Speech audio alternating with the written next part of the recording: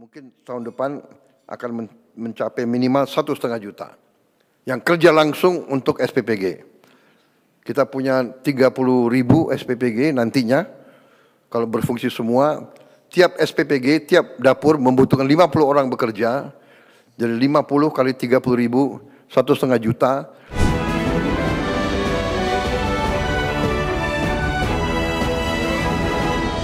Sejak dimulai pada Januari lalu, makan bergizi gratis yang menjadi program unggulan pemerintahan Prabowo Subianto telah menyalurkan 1,4 miliar porsi kepada 36,2 juta jiwa penerima manfaat. Adapun pada tahun 2025, BGN fokus mengejar hingga 82,9 juta penerima manfaat.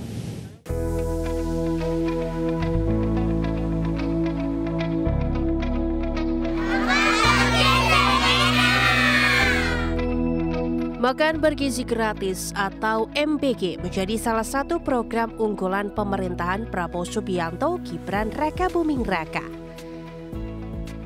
Program ini sebelumnya terus digaungkan Presiden Prabowo Subianto sejak kampanye Pilpres tahun 2024 lalu. Presiden Prabowo menyebut program MBG bertujuan untuk meningkatkan kualitas hidup masyarakat melalui akses gizi yang lebih baik. Sejak berjalan secara bertahap pada 6 Januari 2025, MBG telah menyalurkan total 1,4 miliar porsi kepada 36,2 juta jiwa penerima manfaat. Sementara jumlah Satuan Pelayanan Pemenuhan Gizi atau SPPG untuk program MBG terus bertambah. Data per Oktober 2025 menunjukkan bahwa 10.681 SPPG telah beroperasi di seluruh Indonesia untuk menjalankan program MBG. Badan Gizi Nasional optimistis program makan bergizi gratis bisa terrealisasi sesuai target pada tahun 2025. BGN kini fokus mengejar hingga 82,9 juta penerima manfaat. Kita kejar 82,9 juta, mudah-mudahan tercapai. Tapi kita optimis lah ya, walaupun mungkin mentok-mentoknya 70 juta begitu, tapi itu sudah akan melebihi pagu yang 71 triliun. Badan Gizi Nasional juga terus mengevaluasi dan membenahi sejumlah kekurangan dan kendala dalam program makan bergizi gratis. Tim Liputan, IDEX Channel. Presiden Prabowo Subianto mengungkapkan di sisi ekonomi, program makan bergizi gratis sudah membuka 1 juta lapangan pekerjaan baru di Satuan Pelayanan Pemenuhan Gizi atau Dapur. Presiden mengungkapkan 30.000 PPG yang dimiliki BGN saat ini membutuhkan setidaknya 50 pekerja. Tak hanya itu, Prabowo mengklaim setiap SPPG juga menerima 15 pemasok bahan makanan untuk menu MBG. Masing-masing pemasok atau supplier mempekerjakan minimal 5-10 orang. Prabowo menerima hasil kajian Rockefeller Institute yang melaporkan bahwa program MBG Indonesia menjadi sorotan dunia.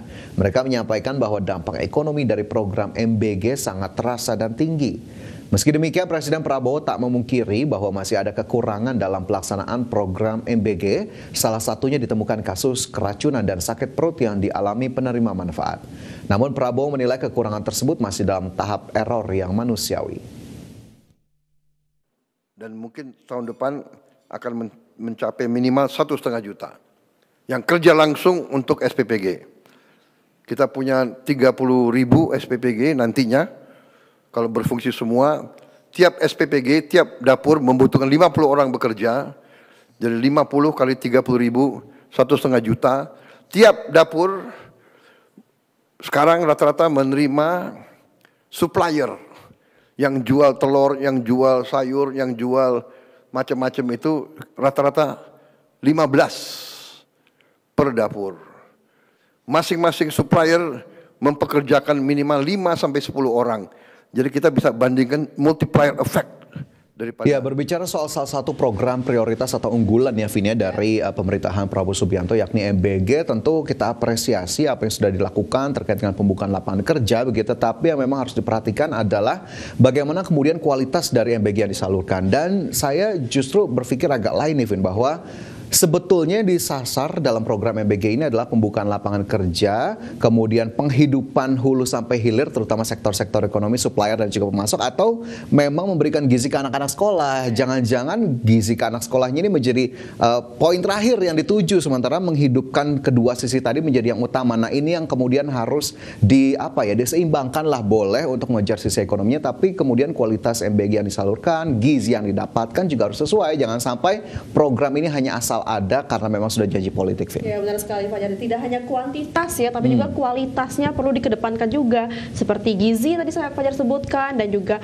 bahan makanannya dan lain sebagainya itu perlu dikedepankan agar ya tidak terjadi lagi ya mungkin kasus-kasus yang sudah terjadi seperti keracunan dan lain sebagainya, karena memang sangat disayangkan jika sudah menggunakan dana sebesar ini tapi hasilnya juga masih belum maksimal ya. Kita harapkan saja semua kedepannya MBG ini bisa memberikan benar-benar juga kualitas yang memang sama tingginya dengan kuantitas yang ingin dicapai ya. Betul sekali. Baik, kita ke informasi berikutnya pemirsa. Infrastruktur menjadi fokus utama evaluasi setahun pemerintahan Prabowo Subianto. Ya, Menteri Koordinator Bidang Infrastruktur dan Pembangunan Kewilayahan Agus Harimurti Yudhoyono mengaku infrastruktur bukan hanya tentang jalan dan jembatan, tetapi menjadi elemen penentu keberhasilan program-program strategis pemerintah. AHY mencontohkan bagaimana pembangunan infrastruktur pendukung menjadi kunci swasembada pangan. AHY juga menyoroti peran infrastruktur dalam mendukung peningkatan kualitas sumber daya manusia. AHY menegaskan komitmennya untuk memastikan semua proyek infrastruktur berjalan sesuai target. Tentunya dari sektor infrastruktur dan pembangunan kewilayahan, memang infrastruktur ini harus bisa memberikan dukungan kepada sejumlah agenda prioritas.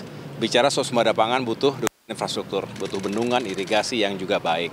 Swasembada energi juga begitu, swasembada air apalagi. Dan banyak lagi termasuk bagaimana kita meningkatkan kualitas sumber daya manusia kita melalui sektor pendidikan dan kesehatan. Perumahan rakyat yang juga semakin terjangkau. Jadi banyak sekali aspek infrastruktur yang menjadi elemen penting dari... Ya, sementara itu pemirsa, dalam catatan Menteri Perindustrian Agus Gumiwang Kartasasmita, selama 1 tahun ini terdapat 9 kawasan industri baru di berbagai wilayah. Ya, hal ini membuat total kawasan industri nasional mencapai 173 kawasan. Kementerian Perindustrian mencatat pembangunan kawasan industri di Indonesia meningkat dalam 1 tahun pemerintahan Presiden Prabowo Subianto dan Wakil Presiden Gibran Rakabuming Raka. Bertambah 9 kawasan industri baru di berbagai wilayah di Indonesia.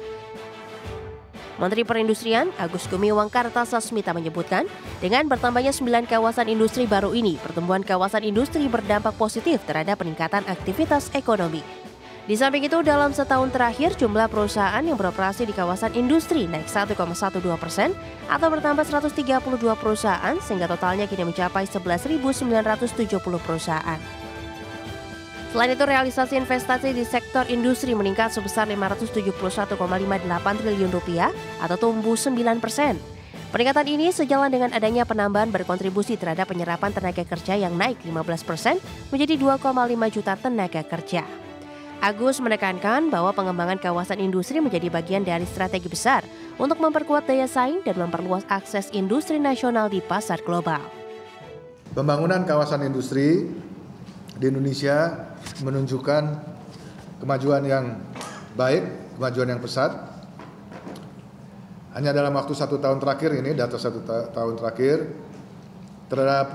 terdapat 9 penambahan kawasan industri baru, di mana 4 diantaranya berlokasi di luar Pulau Jawa. Dalam catatan Kementerian Perindustrian, total luas lahan kawasan industri nasional meningkat 4,8% atau setara dengan tambahan 4.468 hektar. Sehingga secara keseluruhan luas lahan kawasan industri di Indonesia kini mencapai 97.345 hektar dengan total 173 kawasan industri yang tersebar di seluruh provinsi. 9 kawasan industri baru tersebut meliputi IP di Sulawesi Tengah, Isentra di Jawa Timur, Wadi Bantai Industrial Park di Sulawesi Selatan, KI Cikembar 2 dan KI Losarang di Jawa Barat, Purwakarta Integrated Industrial Park Jawa Barat, KI Pulau Penebang di Kalimantan Barat, KI Sivir di Jawa Tengah, serta KI Tembesi di Kalimantan Barat. Dari Jakarta, Devi Firmansyah, IDEX Channel.